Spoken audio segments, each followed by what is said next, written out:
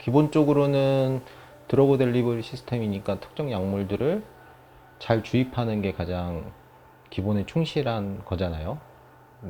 DDS 시스템 자체에서는. 거기서 어떻게 하면 DDS 시스템에서 효과적으로 원하는 깊이에 잘 집어넣는지가 하나의 관심사일 거고, 또 하나의 관심사는 안 아프게 다운타임을 최소화시킬 수 있게 환자분들이 쉽게 받아들일 수 있는 형태로 주입하냐가 두 번째일 것 같아요.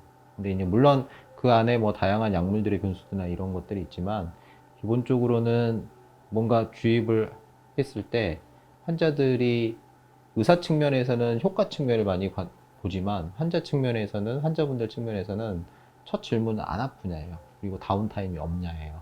뭐 두 가지가 어떻게 보면 같은 이야기일 수도 있겠지만, 그 측면에서 큐어젯이 굉장히 활용도가 높습니다. 예를 들어서 흉터나 이런 환자들은 어느 정도 다운타임을 감수를 하세요.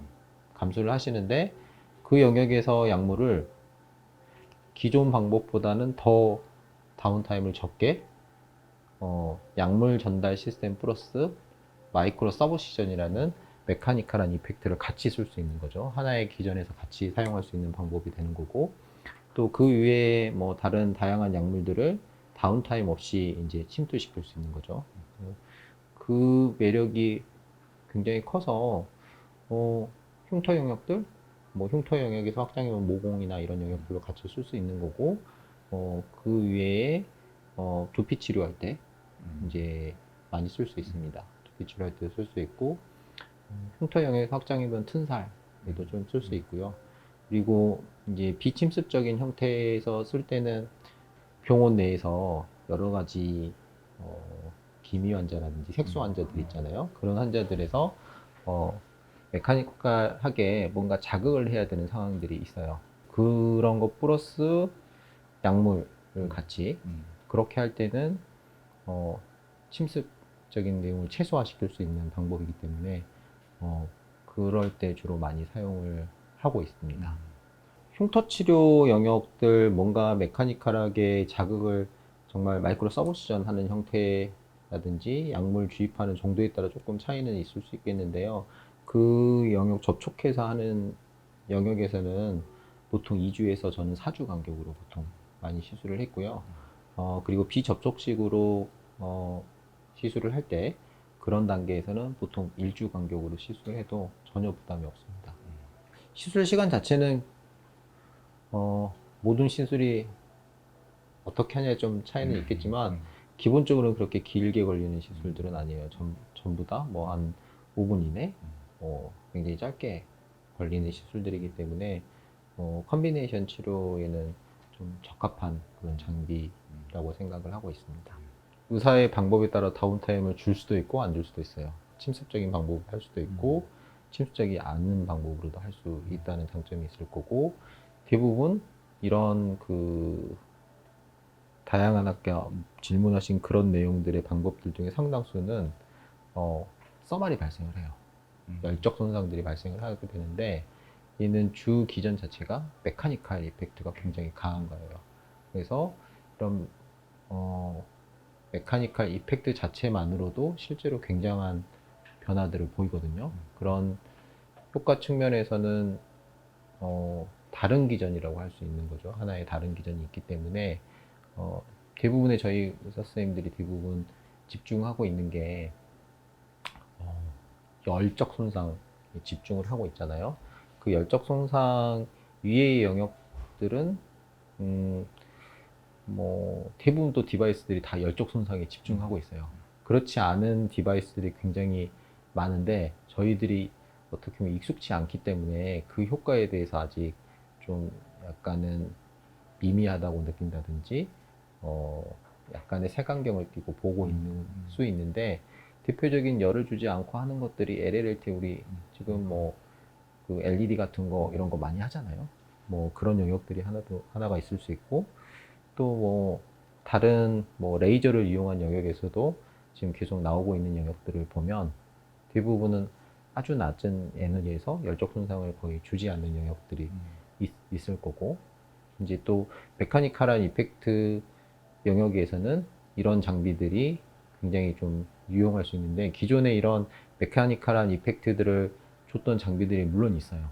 예전에 뭐 에어젯이라든지 뭐 이런 류들이 좀 있긴 한데, 실제 굉장히 과량의 강력한, 어떻게 보면 강력한 게 꼭 좋은 것만은 아니니까요. 어떤 영역에서는 필요할 수도 있지만 특정 영역에 사용하기에는 오히려 작은 게 필요할 수도 있기 때문에, 그러니까 저는 이 영역이 약간 다르지만 다르게 환자들한테 접근을 해요. 오늘 큐어젯을 이용한 라이브 서저리 대상은 일단은 34세 여자 환자분이시고요. 이 어려서 생긴 손상의 흉터를 대상으로 라이브 서저리를 진행하도록 하겠습니다. 접촉에서 다이섹션을 하면서 서브시전 역할들을 같이 하면서 약물이 들어가는 영역으로 시술을 할 수가 있고, 또 하나의 방법은 비접촉식으로 약물들을, 아주 작은 양들을 일상생활에 불편함 없이 시술하는 방식들이 있을 것 같습니다. 일단 이런 그 오래된 선상의 흉터들은 1차적으로는 뭔가 이제 메카니컬하게 서브시전을 해주는 역할들이 필요하고, 이게 이렇게 만져보시면 이 피부 아래쪽에 이렇게 덴스한 소묘 조직들이 많이 만들어진 걸 확인할 수 있습니다. 이런 조직들을 부드럽게 만들어줘야만이 이제 표정 지을 때 조금 더 좀 부드러운 인상들을 만들 수 있기 때문에, 기본적으로는 다이섹션을 해주는 게 좀 중요한 치료법 중에 하나라고 생각을 합니다. 그래서 일단 약물 주입과 서브시전을 같이 할 수 있는 그런 장비를 선택을 했고, 그런 동시에 시술 가능한 장비가 큐어젯이라고 생각하시면 될 것 같습니다. 일단 접촉식으로 하게 되면은 일단 피부를 당기고, 어떠세요? 괜찮으세요?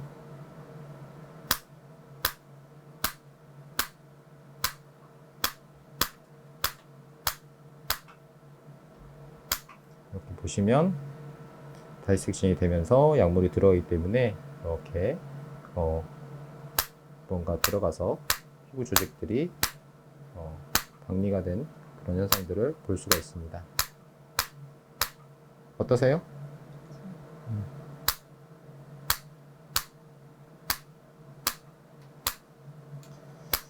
개인적으로 시술할 때는 가장자리 부분까지 충분히 조금 다이섹션이 되도록 시술을 해주고 있습니다. 흉터 조직 위에도 주변 조직으로 한 2mm 간격 정도로 이렇게 좀 다이섹션을 해주신다고, 서브시전을 해주시면 될 것 같습니다. 그리고 만져봤을 때 이 덴스한 조직들이 좀 박리가 되는 듯한 그런 느낌들이 나는 부위까지 박리를 해주는 게 요령이라고 생각합니다.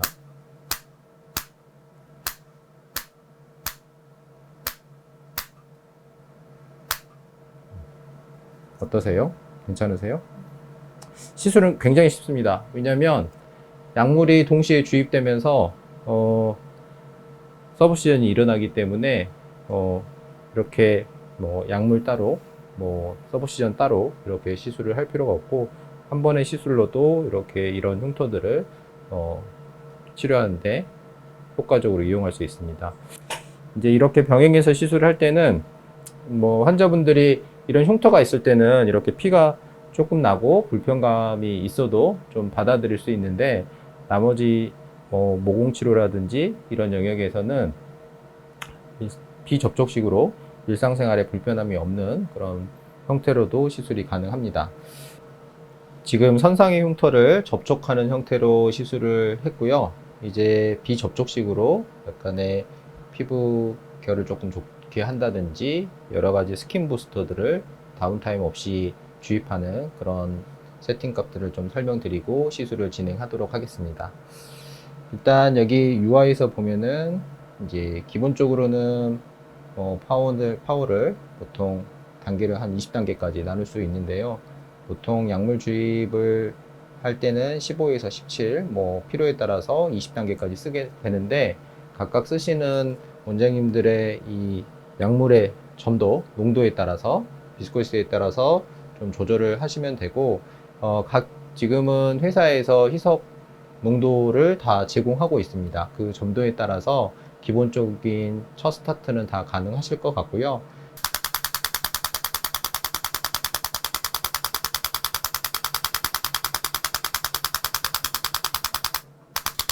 아픈가요?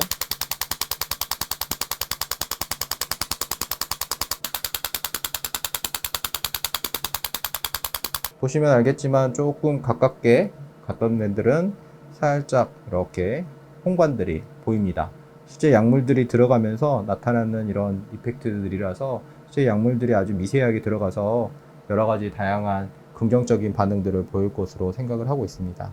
그래서 이런 토닝 형태의 시술을 할 때는 크게는 두 가지 효과가 나타난다고 생각하시면 될 것 같아요. 메카노 트랜스액션 같은 메카니컬한 이펙트에서 생물학적 반응들이 일어나고, 이런 작은 약물들이 미세 양들이 들어가면서 그런 효과들을 더 극대화시키는 형태로 시술이 진행된다고 생각하시면 되고,